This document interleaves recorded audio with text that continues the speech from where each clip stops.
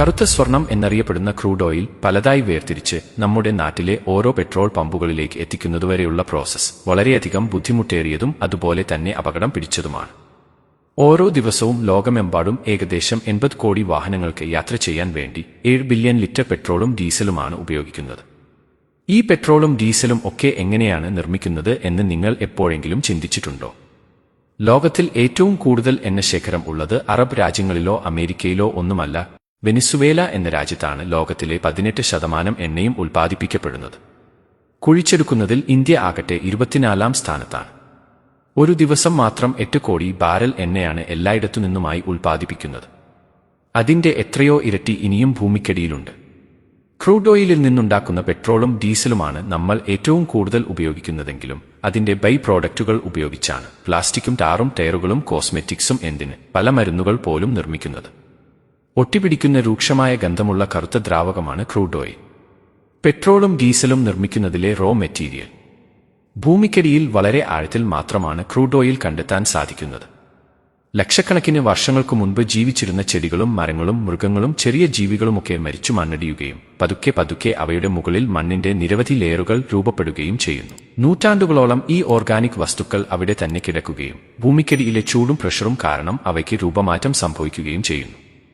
2.5 കോടി വർഷങ്ങൾക്ക് ശേഷം ഇന്നത് ലോകത്തിനെ തന്നെ മുന്നോട്ടു നയിക്കുന്ന ഏറ്റവും വലിയ ഇന്ധനമായി നമ്മൾ ഉപയോഗിക്കുന്നു. കറുത്ത സ്വർണം എന്ന് വിളിക്കപ്പെടുന്ന ക്രൂഡ് ഓയിൽ ഭൂമിക്കടിയിൽ നിന്നും വലിച്ചെടുക്കാൻ വേണ്ടിയാണ് എണ്ണക്കിണറുകൾ നിർമ്മിക്കുന്നത്. എണ്ണശേഖരം കൂടുതൽ കണ്ടെത്തുന്ന സ്ഥലങ്ങളിൽ ഒരു മാസം തന്നെ 2000-ൽ കൂടുതൽ എണ്ണക്കിണറുകളാണ് നിർമ്മിക്കാറുള്ളത്. ഇതുവഴി കോടിക്കണക്കിന് ലിറ്റർ എണ്ണയാണ് പുറത്തേക്കെടുക്കുന്നതും. പല മോഡേൺ ടെക്നോളജികൾ ഉപയോഗിച്ചാണ് ഭൂമിക്കടിയിലെ എണ്ണയുടെയും നാച്ചുറൽ ഗ്യാസിന്റെയും ശേഖരം കണ്ടെത്തുന്നത്.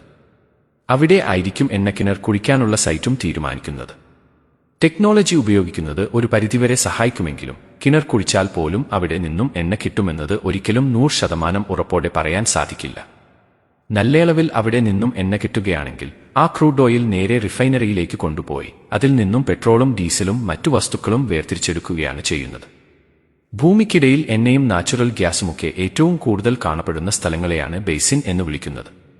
5000 മുതൽ 20,000 അടി താഴെ വരെ കോടിക്കണക്കിന് വർഷങ്ങൾ പഴക്കമുള്ള പാറക്കെട്ടുകളുടെ ഇടയിൽ ആയിരിക്കും ഇവ ട്രാപ്പായി കിടക്കുന്നത്. ഈ എണ്ണ കണ്ടെത്താൻ വേണ്ടി വലിയ പവറുള്ള എഞ്ചിനുകളുടെ സഹായത്തോടെ ഡയമണ്ട് ഘടിപ്പിച്ചിരിക്കുന്ന ഡ്രിൽ ബിറ്റുകളാണ് ഭൂമി തുറന്നുകൊണ്ട് താഴേക്ക് ഇറക്കിവിടുന്നത്. പക്ഷേ ഡ്രില്ലിംഗ് കാരണം വളരെ വലിയ അളവിലുള്ള ചൂടുണ്ടാകുന്നതുകൊണ്ട് തണുപ്പിക്കാൻ വേണ്ടി അതിനോടൊപ്പം തന്നെ തുടർച്ചയായി ഹൈ പ്രഷറിൽ വെള്ളവും പമ്പ് ചെയ്തുകൊണ്ടിരിക്കണം. ഈ വെള്ളം താഴെ ചെല്ലുമ്പോൾ ചെളിയും പാറക്കഷ്ണങ്ങളും ഒക്കെ മുകളിലേക്ക് ചീറ്റുന്നു. ഇത്തരം ഡ്രില്ലിംഗ് സ്റ്റേഷനുകളിൽ പണിയെടുക്കുന്നത് വളരെ അപകടം പിടിച്ച ഒരു ജോലി തന്നെയാണ്. ഡ്രിൽ ചെയ്യുന്നതിന്റെ പ്രഷർ എപ്പോഴും കൃത്യമായിരിക്കണം. പ്രഷർ കുറവാണെങ്കിൽ പാറ പൊട്ടിക്കാനാവില്ല, കൂടിപ്പോയാൽ ഡ്രിൽ പൊട്ടുകയും ചെയ്യും. മാത്രമല്ല ഡ്രിൽ ചെയ്യുന്ന സമയത്ത് എവിടെയെങ്കിലും ട്രാപ്പായി കിടക്കുന്ന ഗ്യാസ് പെട്ടെന്ന് പുറത്തേക്ക് വന്ന് പൊട്ടിത്തെറിക്കാനുള്ള സാധ്യതയുമുണ്ട്. അതും സൂക്ഷിക്കണം. തുടർച്ചയായി ഡ്രിൽ ചെയ്തുകൊണ്ടിരിക്കുന്നതിനാൽ ഓരോ ഡ്രിൽ പൈപ്പ് താഴേക്ക് ഇറങ്ങി പോകുമ്പോഴും അടുത്ത പൈപ്പ് അതിനു പുറകെ കണക്ട് ചെയ്തുകൊണ്ടിരിക്കണം. ഇതിനായി പ്രത്യേക മെഷീനുകൾ ഉണ്ട്. മണിക്കൂറിൽ 5 മീറ്റർ എന്ന നിരക്കിലായിരിക്കും ഡ്രിൽ പൈപ്പ് താഴേക്ക് ഇറക്കുന്നത്. 24 മണിക്കൂറും ഇത് തുടരുകയും ചെയ്യുന്നു. ഭാഗ്യമുണ്ടെങ്കിൽ എണ്ണയുടെ ബേസിനിലേക്ക് എത്തും. ഈ എണ്ണ നല്ല ഹൈ പ്രഷറിൽ ഇരിക്കുന്നതുകൊണ്ട് പ്രത്യേകിച്ച് ഒന്നും ചെയ്യാതെ തന്നെ അത് മുകളിലേക്ക് കുതിച്ചു വരും. പക്ഷേ ഒത്തിരി കാലം ഈ പ്രഷർ ഉണ്ടാവില്ല. അതുകൊണ്ട് നിരന്തരം ഓയിൽ വലിച്ചുകൊണ്ടിരിക്കാൻ വേണ്ടി വലിയ പ്ലഞ്ചർ പമ്പുകൾ ഉപയോഗിക്കാറുണ്ട്. ഒരു സിറിഞ്ച് പോലെ ഇത് ഓയിലിനെ മുകളിലേക്ക് വലിച്ചെടുക്കുകയാണ് ചെയ്യുന്നത്. കിണറിന്റെ അടിയിൽ നിന്നും പൈപ്പ് വഴിയാണ് എണ്ണ മുകളിലേക്ക് എത്തുന്നത്. ഇങ്ങനെ പല കിണറുകളിൽ നിന്നും വരുന്ന എണ്ണ ഒരു വലിയ കണ്ടെയ്നറിലേക്കാണ് നിക്ഷേപിക്കുന്നത്. ഇവിടെ വെച്ച് എണ്ണയുടെ കൂടെയുള്ള കാർബൺ ഡയോക്സൈഡും ഹൈഡ്രജൻ നാച്ചുറൽ ഗ്യാസും വേർതിരിച്ചു മാറ്റുന്നു. ഇനി ബാക്കി പ്രോസസ്സിംഗ് നടത്താൻ വേണ്ടി ഈ ഓയിലിനെ വലിയ പൈപ്പുകൾ വഴി ഓയിൽ റിഫൈനറികളിലേക്ക് എത്തിക്കും. ഈ ഓയിൽ മുഴുവൻ കൈകാര്യം ചെയ്യാൻ വേണ്ടി റിഫൈനറികളുടെ ഉള്ളിലും ആയിരക്കണക്കിന് കിലോമീറ്റർ നീളമുള്ള പൈപ്പിംഗ് കൊടുത്തിട്ടുണ്ടാവും. ലോകമെമ്പാടുമുള്ള റിഫൈനറികളിൽ ഇങ്ങനെ 9 കോടി ബാരൽ എണ്ണയാണ് ഒരു ദിവസം പ്രോസസ് ചെയ്യുന്നത്. റിഫൈനറിയിലെ കാതറപ്പിക്കുന്ന ശബ്ദം കാരണം ചെവിക്ക് പ്രൊട്ടക്ഷൻ ഇല്ലാതെ അവിടെ ജോലി ചെയ്യുന്നത് ചിന്തിക്കാൻ പോലുമാവില്ല. പലതരം ഹൈഡ്രോകാർബണുകളുടെ ഒരു മിക്സ്ചർ ആണ് ശരിക്കും ക്രൂഡ് ഓയിൽ എന്ന് പറയുന്നത്. ഈ ഹൈഡ്രോകാർബണുകളുടെ വെയിറ്റും വ്യത്യസ്തമായിരിക്കും.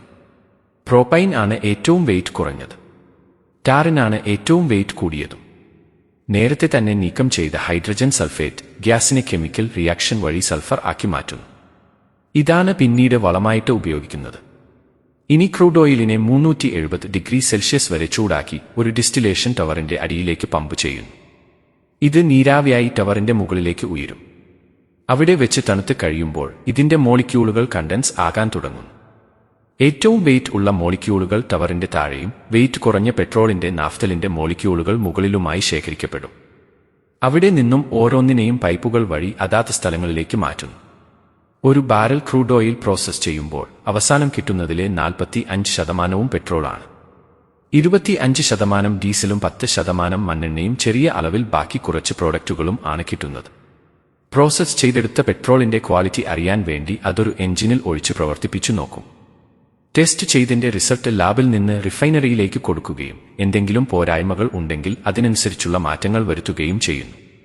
അങ്ങനെ എല്ലാം ഓക്കെ ആയിക്കഴിഞ്ഞാൽ പ്ലാന്റിൽ നിന്നും പെട്രോളിനെ അണ്ടർഗ്രൗണ്ട് പൈപ്പുകൾ വഴി ഒരു ഫില്ലിംഗ് സ്റ്റേഷനിലേക്ക് വിടും. ഇവിടെ വെച്ചാണ് ഇത് ടാങ്കർ ലോറികളിൽ നിറയ്ക്കുന്നത്. എന്നാൽ ടാങ്കറിനുള്ളിൽ പെട്രോൾ നിറയ്ക്കുന്നത് കാറിനുള്ളിൽ പെട്രോൾ അടിക്കുന്നതിനേക്കാൾ വളരെ അപകടം പിടിച്ച ഒരു കാര്യമാണ്. ലോഡിങ്ങിന്റെയോ അൺലോഡിങ്ങിന്റെയോ സമയത്ത് എന്തെങ്കിലും ഒരു പിഴവ് സംഭവിച്ചാൽ തീപിടുത്തത്തിനുള്ള സാധ്യത വളരെ കൂടുതലായിരിക്കും. ട്രക്കിന്റെ മെറ്റൽ ബോഡിയിലെ സ്റ്റാറ്റിക് ഇലക്ട്രിസിറ്റി കാരണം സ്പാർക്ക് ഉണ്ടാവാനും ചാൻസ് ഉണ്ട്. അതുകൊണ്ട് ലോഡ് നിറയ്ക്കുന്നതിന് മുൻപായി ആദ്യം തന്നെ ഒരു കേബിൾ ഉപയോഗിച്ച് ട്രക്കിനെ ഗ്രൗണ്ട് ചെയ്യണം. ഓവർഫ്ലോ ആകാതിരിക്കാനുള്ള സെൻസറുകളും ആക്ടിവേറ്റ് ചെയ്യുന്നു. രണ്ടാമതൊരു പൈപ്പിന്റെ സഹായത്തോടെ പൊങ്ങിവരുന്ന പെട്രോളിന്റെ നീരാവിയെ വലിച്ചെടുക്കും. അല്ലെങ്കിൽ അത് അന്തരീക്ഷം മുഴുവൻ പരക്കും. ഇങ്ങനെ ഓരോ ദിവസവും ഏകദേശം 4 കോടി ലിറ്റർ പെട്രോൾ ആണ് ലോകമെമ്പാടും ഇത്തരം ട്രക്കുകൾ വഴി ട്രാൻസ്പോർട്ട് ചെയ്യുന്നത്. അതാണ് നമ്മൾ വളരെ എളുപ്പത്തിൽ പമ്പുകളിൽ നിന്നും വാങ്ങി അടിക്കുന്നത്. ഇനി നിങ്ങൾ വണ്ടിയിൽ എണ്ണ അടിക്കുമ്പോൾ ഇത് ഇവിടെ എത്തിയത് അത്ര എളുപ്പമായിരുന്നില്ല എന്നുകൂടി ഓർക്കണം.